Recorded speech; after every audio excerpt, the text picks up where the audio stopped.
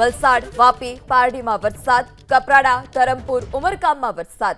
વાપીમાં ભારે વરસાદથી ઠેક ઠેકાણે પાણી ભરાયા. રેલવે કરનાળું કે જે વરસાદી પાણીથી છલોછલ થતા લોકોને પણ હાલાકી. વહેલી સવારથી જ કાળા ડિબાંગ વાદળો વચ્ચે બપોરના સમયે મેઘરાજાની એકાએક પધરામણી જોવા મળી. કપરાડામાં પણ વહેલી સવારથી જે વરસાદ હતો તે જોવા મળ્યો. અલગ અલગ વિસ્તારમાં વહેલી સવારથી જ મેઘરાજાનું આગમન અને અનેક નીચાણવાળા વિસ્તાર કે જે વરસાદી પાણીમાં ગરકાવ થયા છે. ત્યારે ફરી એક વખત બપોર બાદના સમયમાં વલસાડ જિલ્લામાં મેઘરાજાની ધમાકેદાર એન્ટ્રી શરૂ થઈ છે.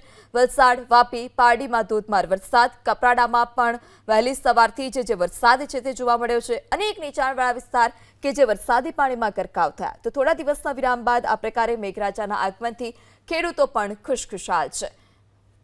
વધુ માહિતી સાથે સંવાદદાતા બ્રિજેશ ફોનલાઈનથી જોડાયા છે. બ્રિજેશ, ઘણા લાંબા સમયના વિરામ બાદ ફરી એક વખત વલસાડમાં મેઘરાજાએ ધમાકેદાર બેટિંગ કરી છે. કયા કયા વિસ્તારમાં વરસાદ અને કયા કયા વિસ્તારમાં વરસાદી પાણી ભરાયા છે? જી, વલસાડ જિલ્લાના કપરાડા તાલુકામાં પણ વરસાદ છે. 2 કલાકમાં 3.8 ઇંચ વરસાદ પડ્યો છે, જેને લઈને કપરાડા તાલુકામાં ઘણી જગ્યા પર રસ્તા પર પાણી થયાનો માહોલ છે. આ સાથે ખેડૂતો માટે આ ખૂબ ખુશીના સમાચાર છે, કારણ કે ઘણા સમયથી વરસાદ લંબાયો હતો.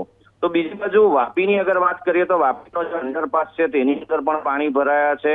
પાણી ભરાવાને કારણે અંડરપાસમાંથી લોકોની આવાજાહી હાલ પૂરતી બંધ કરી દેવામાં આવી છે. આ સાથે વાપી ટાઉનની અગર વાત કરીએ તો ત્યાં પણ પાણી ભરાવાને કારણે જે સમસ્યા ઊભી થઈ છે, દુકાનોમાં પાણી ભરાયા છે. કપડાના જે શોરૂમ છે એની અંદર પાણી ભરાતા કપડાનો જે સ્ટોક છે તે ઉપર લઈ લેવો પડે તેવી પરિસ્થિતિનું નિર્માણ થયું છે. તો આ સાથે વાપીના અલગ અલગ વિસ્તાર, ખાસ કરીને ચલા વિસ્તાર છે, ત્યાં પણ પાણી ભરાવાની સ્થિતિ છે. ઘણી સોસાયટીઓમાં પાણી ભરાયા છે. તો નેશનલ હાઈવે નંબર 48 પર પણ પરિસ્થિતિ થોડી ગંભીર બની છે.